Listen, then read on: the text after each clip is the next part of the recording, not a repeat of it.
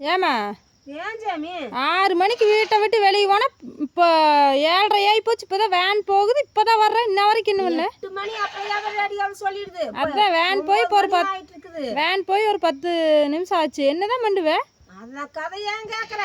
அன்னைக்கு கொண்டு போய் பயிராவருக்கு நிக்கலீங்களோ காத்தா பிடிச்சி அங்கே வாரு தொண்டையும் வலிக்க மாட்டேங்குது. சரி பிடிச்சி போன்னு முடிக்கிறேன்.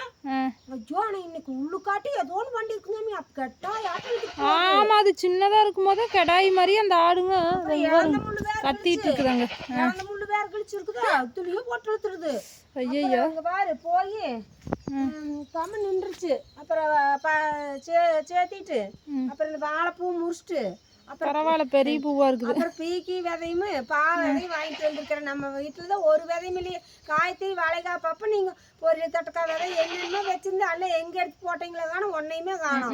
பாவக்காய் வாருங்க. அது குட்டி பாவக்காய் தானே முளைச்சது. அது எதுக்கு இருக்குன்னே தெரியாமல் இருக்குது. இங்கே ஒரு மழை வந்தனால இங்கே வாரு கீரை இருக்கிற இடமே தெரியாமல் இருந்துச்சு. இப்போ பாரு அதை ஒன்று தான் கோழி கம்முன்னு கண் தெரியாமல் விட்டுருக்க மாட்டிருக்கு.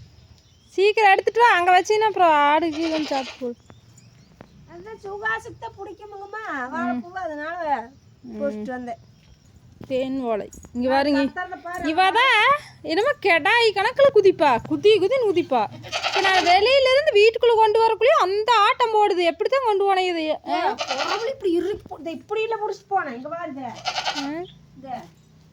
இப்படி இல்லை பிடிச்சிட்டு போனேன். பாவம் இல்லை, புண்ணு கையோட கொண்டு போயிருக்கிறேன். எப்படித்தான் கொண்டு போனேன் அப்படிங்குது எனக்கு. அப்ப பயம். ஆமா, அது சும்மா லைட்டா தானே அப்படிங்கு.